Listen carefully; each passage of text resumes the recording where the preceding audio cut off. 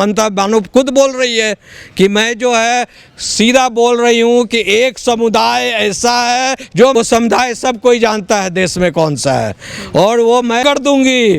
तुम एक सेकंड वो तो ओवैसी और अकबरुद्दीन उसका भाई तो कहता था 15 मिनट पुलिस को हटा दो। ये तो ममता बनर्जी उससे ऊपर टेम्परेचर में बात करती है, कहती है कि एक सेकंड में, समझे, खत्म, सुहाहा, समझे। तो अब ऐसा है कि इसके तो इसी स्टेटमेंट पर इमीडिएटली एफआईआर होनी चाहिए थी और इसको जेल में बंद करना चाहिए था। सुप्रीम कोर्ट को कह रहा हूँ कि जारी करे ऑर्डर, इसको अरेस्ट करे, अंदर करे, और इसके तमाम लघुए भगुए हगुए मगुए जितने हैं सबको अंदर करो। इलेक्शन तब डेमोक्रेटिक, अभी इलेक्शन नहीं होगा तो क्या हो जाएगा। इतने जहाँ खूना खूनी हो रहा है, जुडिशियल ऑफिसर्स को ये लोग नहीं समझ रहे हैं। राष्ट्रपति आ रही हैं, उनको कुछ नहीं गुदान रही है, प्रधानमंत्री को कह रही है गो बैक, होम मिनिस्टर को कह रही है कि होटल से निकलने नहीं देंगे, और सीबीआई के लोग जाते हैं उनको अरेस्ट कर बंद करती है, ईडी को बंद करती है। मतलब she has no honour, she has no respect for anybody. 100% डराया जाता है। ये है कि कोई नई बात है। ये जो 3 बार चुनाव जीत कर आई है, तो कैसे जीती है, इसको लोग अगर पसंद करते हैं, कहती है कि I am the queen of Bengal, West Bengal, अगर इसको लोग पसंद करते हैं तो नंदीग्राम से कैसे हार गई। इतना ज़्यादा दहशत है। ये केवल एक ऊपरी दिखावा है। असली जो है ममता बनर्जी का बुखार और ममता बनर्जी का भूख, वहाँ पर भूत जो है वो अभी सब जगह जो है, सब ऑफिस में, सब स्टाफ पर वो पेनिट्रेट कर रहा है, चल रहा है। बैरिकेड क्यों लगाया हमारा, हाँ क्यों लगाया। और साड़ी यहाँ पर ऐसे पकड़ कर कहती है, उनका भतीजा भी खड़ा है, वो वीडियो देखिए, हाँ उनका है, वो ऐसे साड़ी उठाकर कहती आमी को देखो, आमी घर का साड़ी पहिर को चले आया, और देखो हम चप्पल पहनकर, बाथरूम का चप्पल पहिर कर, हम कुछ भी कर सकता है, हम कहीं जा सकता है, कभी निकल जाएगा, हमको कोई रोक नहीं सकता। ये क्या कोई मुख्यमंत्री इस तरह की भाषा यूज करेगी और एक्टिंग करेगी। नमस्कार, स्वागत है आपका। आप देख रहे हैं द न्यूज़ और मैं रानी गुप्ता आपके साथ। पश्चिम बंगाल में चुनाव का माहौल है, लेकिन सियासी पारा काफी ज्यादा हाई है। आपको बता दें कि पश्चिम बंगाल के मालदा में बुधवार की रात एक ऐसी घटना देखने को मिली जिसके बाद सुप्रीम कोर्ट तक को स्वतः संज्ञान लेना पड़ा और ममता सरकार को कड़ी फटकार लगाई गई। दरअसल मालदा में बीडीओ ऑफिस में जब एसआईआर के मुद्दे को लेकर के 7 जुडिशियल अधिकारी जो हैं वो वहां पर चेकिंग कर रहे थे, तब जाकर के उन्हें बंधक बना लिया जाता है। प्रोटेस्ट के दौरान जम करके उपद्रव होता है, जम करके हंगामा होता है, और 7 जो न्यायिक अधिकारी होते हैं उन्हें तकरीबन 8 से 9 घंटे तक के लिए बंधक बना दिया जाता है, जिसके बाद सुप्रीम कोर्ट को इस पूरे मामले पर स्वतः संज्ञान लेना पड़ता है। ममता सरकार को कड़ी फटकार लगाई जाती है कि आखिर पश्चिम बंगाल कैसा राज्य बन गया है जहां पर कानून व्यवस्था तक को ताक में रख दिया गया। हालांकि इस पूरे मामले को लेकर के एनआईए जांच कर रही है, लेकिन जिस तरीके से ये मुद्दा हुआ और सुप्रीम कोर्ट ने कड़ी फटकार लगाई, उसके बाद ममता बनर्जी का रिएक्शन देखने को मिलता है। ममता बनर्जी सुप्रीम कोर्ट की फटकार के बाद पूरी तरीके से बौखला गई और ये कह रही हैं कि बीजेपी पश्चिम बंगाल में राष्ट्रपति शासन लगाना चाहती है। उनका कहना है कि मालदा में जो घटना हुई है वो बेहद चिंताजनक है, मैं इसकी निंदा करती हूं, लेकिन मुझसे जो सारी शक्तियां हैं वो छीन ली गई है और राज्य में जो भी कानून व्यवस्था है वो अब चुनाव आयोग देख रहा है। ऐसे में हमारे साथ मौजूद हैं सुप्रीम कोर्ट के अधिवक्ता ध्रुव कुमार जी, और इनसे हम जानेंगे कि आखिर ममता बनर्जी की ये छटपटाहट, ये बौखलाहट क्यों है और क्यों मालदा में इस तरीके का उपद्रव देखने को मिला जब 7 न्यायिक अधिकारियों को बंधक बनाने की कोशिश उग्र भीड़ की ओर से की गई। सर, स्वागत है आपका हमारे चैनल द न्यूज़ में। क्या कहना चाहेंगे, क्योंकि चुनाव का मौसम है, ममता बनर्जी लगातार इस तरीके की धमकियां देती है, फिर चाहे वो देश के प्रधानमंत्री को हो, चुनाव आयोग को हो, यहाँ तक कि अब सुप्रीम कोर्ट ने भी बाकायदा टिप्पणी कर दी है जिसको लेकर के ममता बनर्जी कह रही हैं कि बीजेपी जो है वो राष्ट्रपति शासन लगाना चाहती है, इस वजह से इस तरीके की बयानबाजी हो रही है। There is no rule of law in the Calcutta, Bengal, I mean whole Bengal I'm taking, और ममता बनर्जी ने पूरे मतलब शासन प्रशासन और जितनी भी जो संविधान के तहत इंस्टीट्यूशंस होते हैं स्टेट में, उनको अपने पॉकेट में रखती है, अपने आंचल में रखती है, समझे। चाहे अगर सिर्फ भगेड़ियों घुसपैठियों के अलावा उनके पास कोई रूल ऑफ लॉ नहीं चलता है, और उनको जो मंगाया गया है, जितने भी सरकार के या राज्य के रूल हैं, नियम कायदा कानून हैं, जिनको ये लोग आइन कहते हैं, उसको ब्रेक करने के लिए सिस्टमेटिकली ब्रेक करो, जहाँ मन आए ब्रेक करो, मैं देख लूँगी, जब तक मैं जिंदा हूँ कुछ होने नहीं दूँगी। तो ये अभी सो कॉल्ड जो इनको इलेक्शन कमीशन ने जो है ये एडमिनिस्ट्रेटिव पावर को होल्ड किया है, for the conduction of election, to conduct the election, तो ये केवल एक ऊपरी दिखावा है। असली जो है ममता बनर्जी का बुखार और ममता बनर्जी का भूख, वहाँ पर भूत जो है वो अभी सब जगह जो है, सब ऑफिस में, सब स्टाफ पर वो पेनेट्रेट कर रहा है, चल रहा है।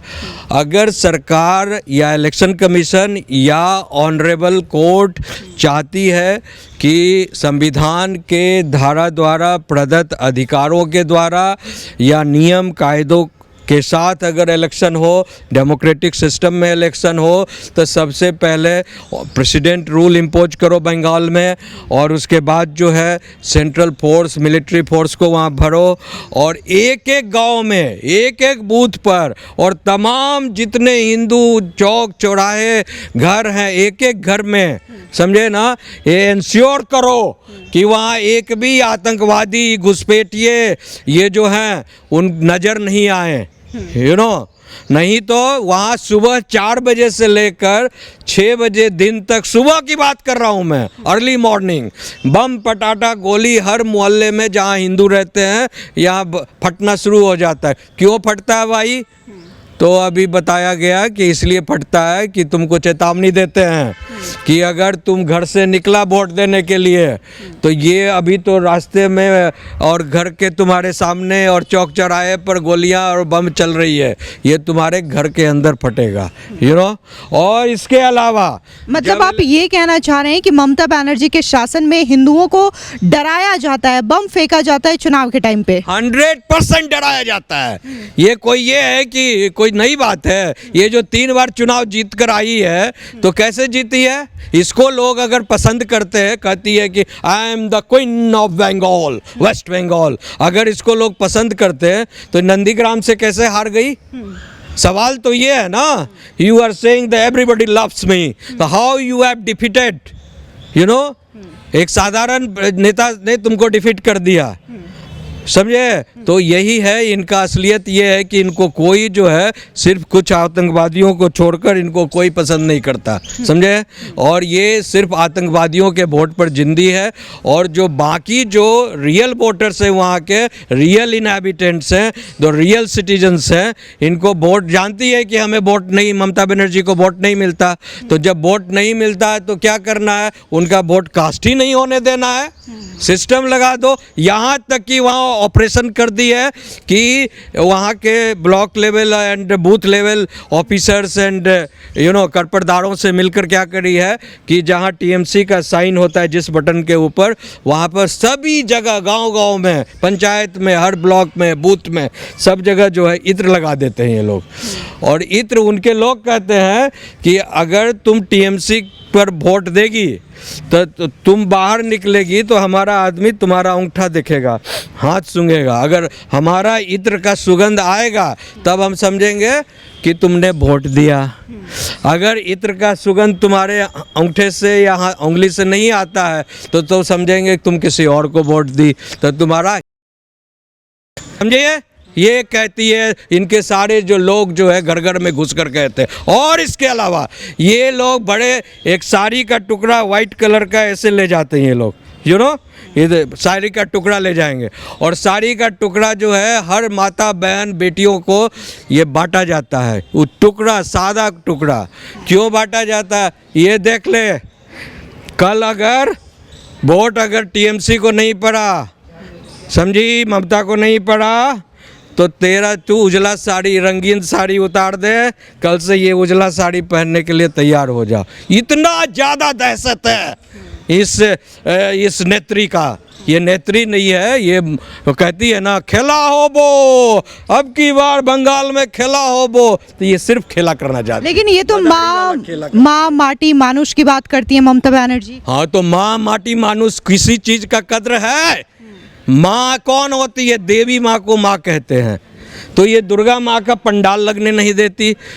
दुर्गा बंगाल में जो सबसे ज़्यादा फेमस त्यौहार है दुर्गा पूजा, वो भी उसके लिए आपको हाई कोर्ट से जो आदेश लेना पड़ता है पंडाल लगाने के लिए, समझे, उसको नहीं लगने देती। जो हिंदुओं की माँ जो है देवी दुर्गा, ये कोई नहीं है, समझे।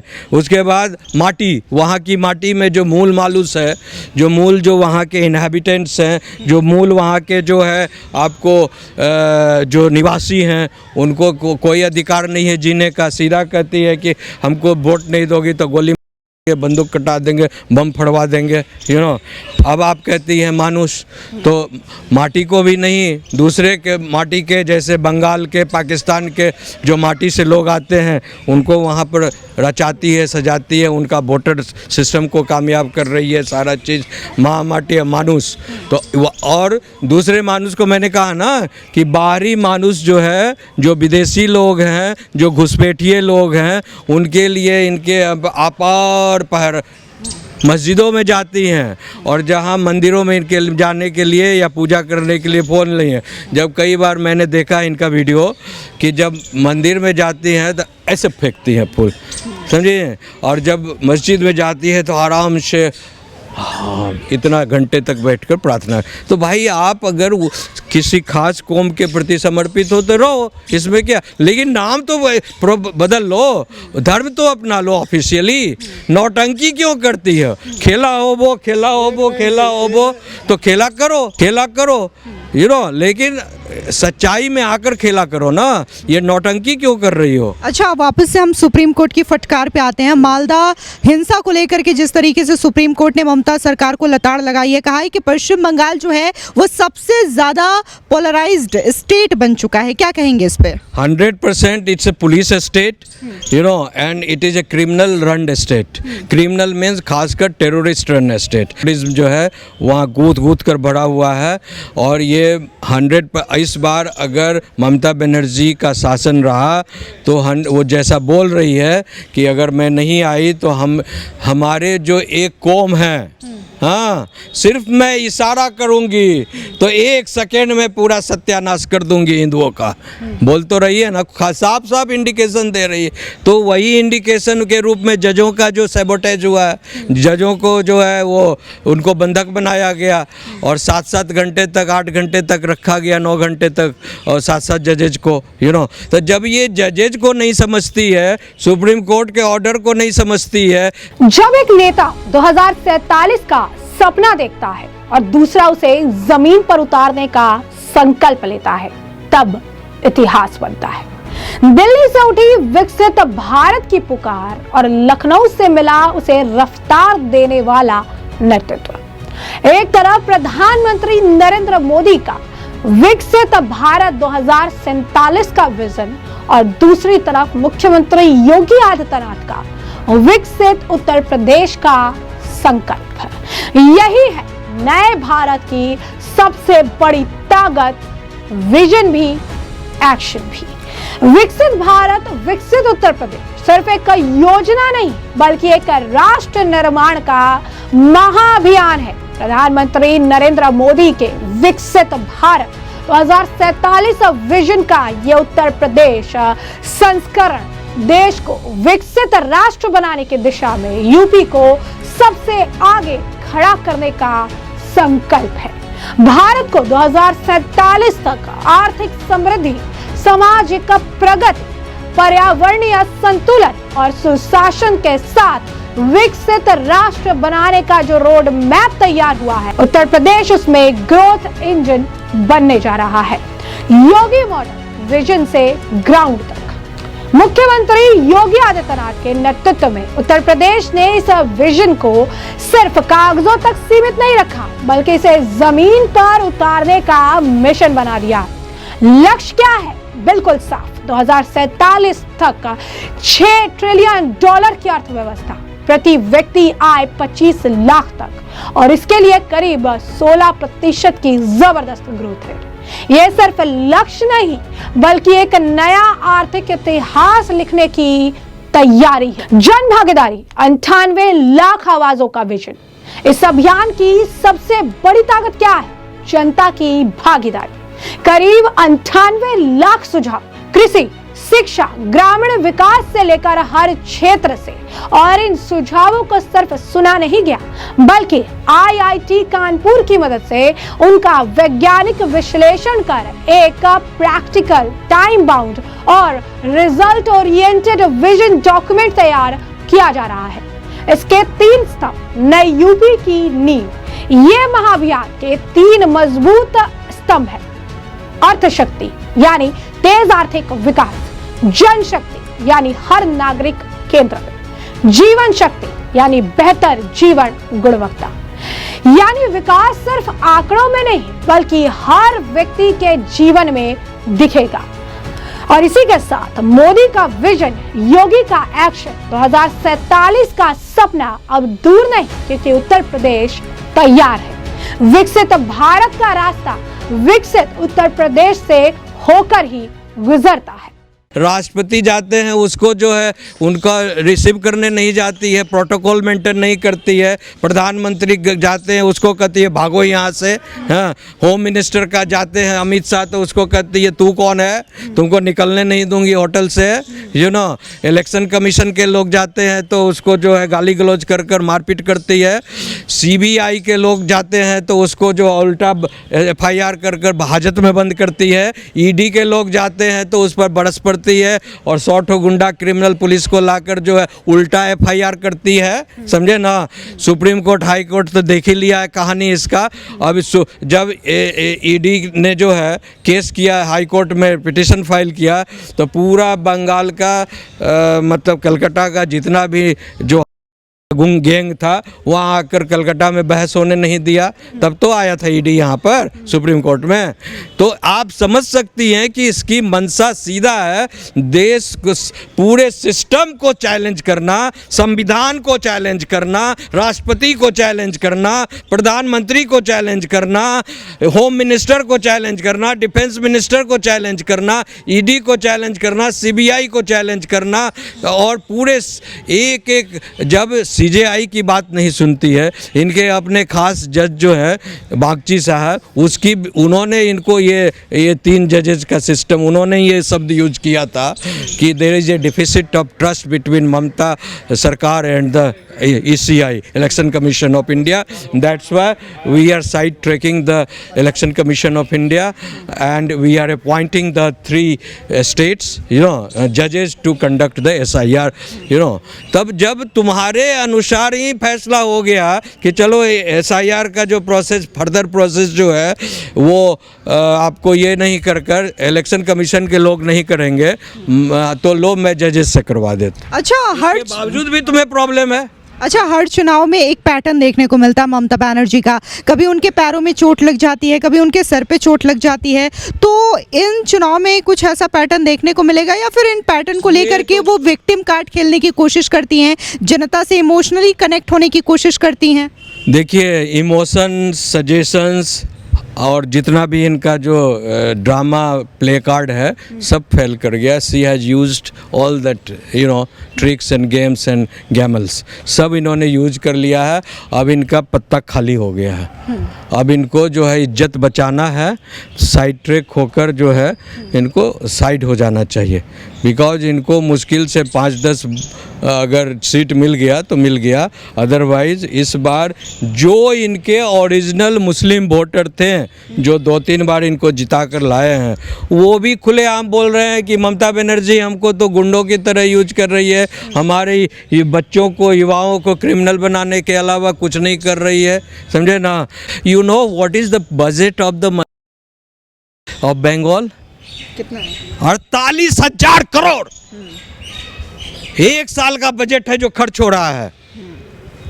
48,000 करोड़ रुपया भाई आप इस देश में किसी यूनियन को किसी सिस्टम को दें तो वो भी हर साल दें तो कितना से क्या नहीं से क्या हो जाएगा, बदलाव हो जाएगा। आप देश को आतंकवादियों का गिरोह बनाने के लिए आप उस पैसा स्टेट के एक्सचेकर का खर्चा कर रही हैं, आम आदमी के टैक्स का पैसा खर्चा कर रही हैं। हाँ, और जब आप दिल्ली आई बंग भवन के सामने, जब दिल्ली सरकार ने आपकी सुरक्षा में वो सारा जो होता है बैरिकेड्स वगैरह लगाया तो वो क्या कह रही हैं, ये बैरिकेड क्यों लगाया हमारा, हाँ क्यों लगाया।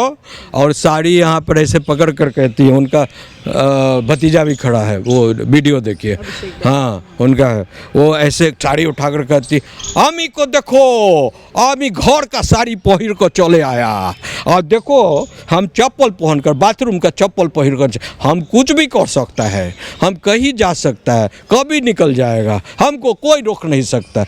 ये क्या कोई मुख्यमंत्री इस तरह की भाषा यूज करेगी और एक्टिंग करेगी? हाँ, कोई गरिमा है उनको? एक पैसे की गरिमा नहीं है। वो अपने को जितना इंटेलिजेंट समझती है ना और जिस तरह की हरकतें करती हैं वो खो चुकी है। मैं याद कर रहा हूँ उस ममता बनर्जी को जब यहाँ पर रेल मंत्री हुआ करती थी। मैं याद करता हूँ उस ममता बनर्जी को जब यहाँ पर जो है वो आंदोलन कर कर लोगों के हक हकूक़ की बात करती थी और इर्रिस्पेक्टिव ऑफ जात और धर्म के इसमें करती थी, बैलेंस होकर बात करती थी।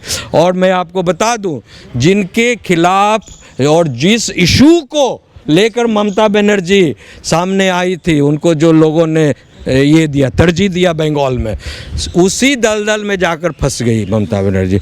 जब टीएमसी क्यों राइज हुआ, वहाँ पर सीपीएम की सरकार 25-30 साल रही तो उस समय उन लोग भी जो है जो घुसपैठिए बंगाल के थे उनका कार्ड वगैरह बनाकर उनका वोट से जीतते थे। तो ये इशू को रेज की बंगाल में है कि हमारे जो मूलवासी हैं बंगाल के, हमारे जो हिंदू हैं, उनको जो है उनका हक और हकूक़, उनकी जो जितने भी चीज़ें माने स्कीम्स आते हैं उसमें बंटवारा हो जाता है, उनको मिल नहीं पाता है। तो यहाँ के जो मूलवासियों को मैं हक हकूक़ दिलाऊंगी और ये घुसपैठियों को मार कर भगाऊंगी, निकालूंगी। लेकिन हुआ क्या, जब आप पावर में आई तो उससे 10 गुना करप्ट हो गई। आप खुद जब पावर में लोगों ने बैठा दिया आपको, तो जिस बात को बोलकर जिसका विरोध करने के लिए आई उसी की पेट में घुस गई हैं आप। हाँ, और कहीं और आओ और अरे 10-20 क्यों आते हो, एक बार में 1000, 2000, 5000, 10,000, लाखों में आओ और आओ और आओ। देखो मैं कितना बड़ा तुम्हारे लिए महल बना देती हूँ, तुम्हारे लिए सुरंग खोद देती हूँ, तुम्हारे लिए जहाज और नाव दे देती हूँ, जैसे आना है आओ। और पूरा खजाना बंगाल का ममता बनर्जी ने खोल दिया इन आतंकवादियों और के लिए और घुसपैठियों के लिए, समझे। सिस्टम को स्पॉइल करो। ये सारा जो है, अगर सरकार नहीं जागी, अगर सुप्रीम कोर्ट नहीं जागी, अगर राष्ट्रपति नहीं जागे, जागी, तो समझ लीजिए कि देश का जो है, बिकॉज जिस तरह से ममता बनर्जी इस बार अगर आने में अगर सक्सीड कर जाती है बाय हुक और बाय क्रूक और बाय जिस काइंड ऑफ जो इलेक्शन पोजीशन जो अभी सिस्टम चल रहा है कि सबको जो है भाषण में भी कह रही है, तो क्यों सुप्रीम कोर्ट बैठी है भाई। जो भूत खेड़िए जो हैं, राहुल बिंसी, ममता, अखिलेश जैसे लोग और जो भी देशद्रोही लोग बैठे हुए हैं देश में, उनका भूत उतारना होगा। और भूत केवल सुप्रीम कोर्ट और प्रशासन, राष्ट्रपति, प्रधानमंत्री, होम मिनिस्टर सब मिलकर उतार सकते हैं, कोई आम जनता नहीं उतारेगी। आम जनता तो बहुत होगा तो वोट देगी। अब वोट देने का सिस्टम ये लोग बिगाड़ देते हैं, वोट देने इतना दहशत पैदा कर देते हैं कि आप वोट दे ही नहीं सकते। तो सिर्फ शासन, प्रशासन, मिलिट्री के शक्ति से ही ये लोग सुधरेंगे। जिस तरीके से पश्चिम बंगाल की जो स्थिति है वो अक्सर चुनावों में देखने को मिलती है कि वहाँ पर हिंसा बहुत ज़्यादा होती है, तो इस बार जिस तरीके के अनुमान लगाए जा रहे हैं, क्योंकि ऑलरेडी जो सेंट्रल फोर्सेस है वो वहाँ पर तैनात कर दिए गए हैं ताकि जो चुनाव है वो शांतिपूर्ण तरीके से हो सके। और बाकायदा ये बात जो है वो चुनाव आयोग ने भी कही है कि वहाँ पर सेंट्रल फोर्सेस को डिप्लॉय किया गया है। समझ गया आपका सवाल। देखिए, मैं इस बात को ताकीद कर देता हूँ और 100% विथ गारंटी आप कहिएगा तो मैं एफिडेविट भी दे दूंगा, ठीक है, कि अगर मिलिट्री शासन वहाँ नहीं लगा, बंगाल के सिर्फ शहरी इलाकों नहीं, गांव-गांव में, पंचायत में, हर बूथ के सामने और बूथ इलेक्शन होने के 10-20 दिन पहले वहाँ पर गांव-गांव में एक एक घर के सामने अगर मिलिट्री सेंट्रल फोर्स का डिप्लॉयमेंट नहीं होता है तो सुन लीजिए इलेक्शन कमीशन, सुन लीजिए ऑनरेबल चीफ जस्टिस, सुन लीजिए ऑनरेबल प्रधानमंत्री से लेकर मुख्यमंत्री से लेकर जो भी हैं यहाँ ये क्या chief justice and president of India सबको मैं ताकीद करता हूँ कि आने वाले समय में इन लोगों की इतनी बड़ी प्लानिंग है, बिकॉज टीएमसी में हमारे भी बहुत सारे जानने वाले लोग हैं जो क्लाइंट हैं, यहाँ पर हमारे दोस्तों के क्लाइंट हैं। उनका सीधा है कि हम लोग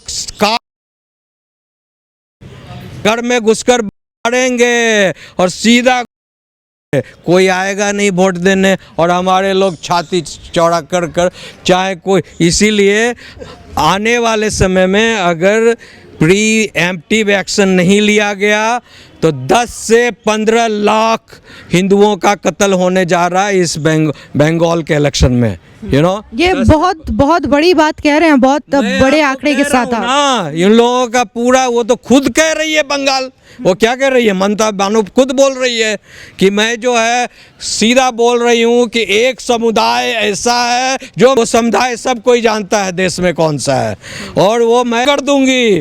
तुम 1 सेकंड वो तो ओवैसी और अकबरुद्दीन उसका भाई तो कहता था 15 मिनट पुलिस को हटा दो, ये तो ममता बनर्जी उससे ऊपर टेम्परेचर में बात करती है, कहती है कि 1 सेकंड में, समझे, खत्म, सुहाहा, समझे।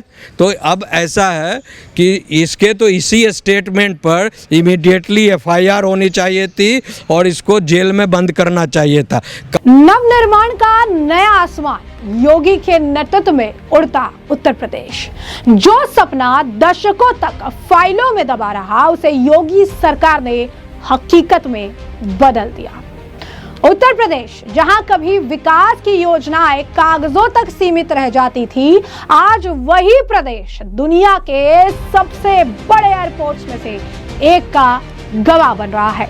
नोएडा इंटरनेशनल एयरपोर्ट सपने से साकार तक। 28 मार्च 2026 जब प्रधानमंत्री नरेंद्र मोदी और मुख्यमंत्री योगी आदित्यनाथ ने नोएडा इंटरनेशनल एयरपोर्ट के पहले चरण का उद्घाटन किया, यह सिर्फ एक उद्घाटन नहीं था, यह था उत्तर प्रदेश की नई उड़ान का ऐलान। योगी आदित्यनाथ फैसले लेने वाला नेतृत्व। योगी आदित्यनाथ के नेतृत्व में 2003 से अटकी परियोजनाओं को गति मिली। जमीन अधिग्रहण से लेकर निर्माण तक रिकॉर्ड समय में काम हुआ। हर बाधा को हटाकर प्रोजेक्ट्स को धरातल पर उतारा गया। यह दिखाता है कि जहां मजबूत नेतृत्व होता है वहां विकास रुकता नहीं बल्कि दौड़ता है। आंकड़े जो बताते हैं यूपी की ताकत, तो फेज 1 की क्षमता की बात करें तो 1.2 करोड़, लगभग 12 मिलियन यात्री प्रति वर्ष। वहीं निवेश की अगर बात करें तो अब तक के निवेश 11,282 करोड़ रुपए।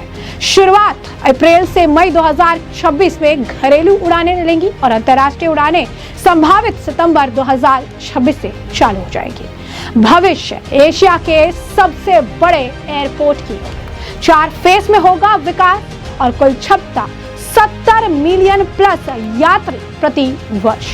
ये airport Indira Gandhi international airport पर दबाव कम करेगा। पश्चिमी यूपी यानी नोएडा, ग्रेटर नोएडा, आगरा, मथुरा को नई पहचान देगा। निवेश, रोजगार और पर्यटन का बड़ा केंद्र बनेगा। मोदी प्लस योगी यानी डबल इंजन की ताकत। प्रधानमंत्री नरेंद्र मोदी का विजन, योगी आदित्यनाथ का एक्शन। जो वादा वर्षों पहले किया गया था उसे जमीन पर उतारने का काम इस डबल इंजन सरकार ने किया।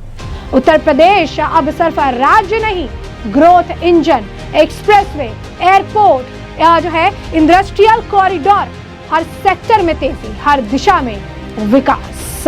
और इसी के साथ ये सिर्फ एयरपोर्ट नहीं, ये योगी सरकार के संकल्प, साहस और सुशासन की उड़ान है।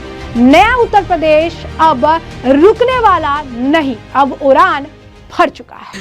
आप खुद कह रहे हैं कि Mamata Banerjee has gone haywire, you know, तो आप जो है इस तरह की वारदात और मनोदशा और मनसा लेकर खुलेआम स्टेज से बोल रही है, तो आप इसको जारी करो ना ऑर्डर। सुप्रीम कोर्ट को कह रहा हूँ कि जारी करे ऑर्डर, इसको अरेस्ट करे, अंदर करे, और इसके तमाम लघुए भगुए हगुए मगुए जितने हैं सबको अंदर करो।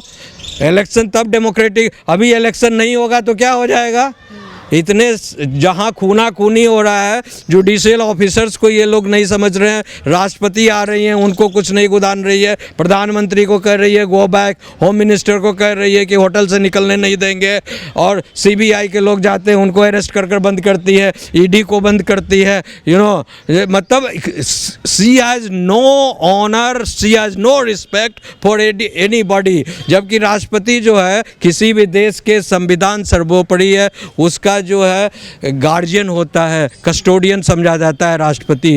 तो तीनों सेना का अध्यक्ष होता है राष्ट्रपति, उसको भी नहीं गुदान रहती, तो आम जनता को ये लोग गुंडे लफलिए लोग क्या गुदानेंगे? तो kindly honourable chief justice of India साहब, आप जिस तरह इस जुडिशियल ऑफिसर्स के ऊपर एक्शन लिए हैं, इसके बयान के खिलाफ भी एक्शन लीजिए, FIR का ऑर्डर कीजिए, अंदर कीजिए इनके सारे लोगों को।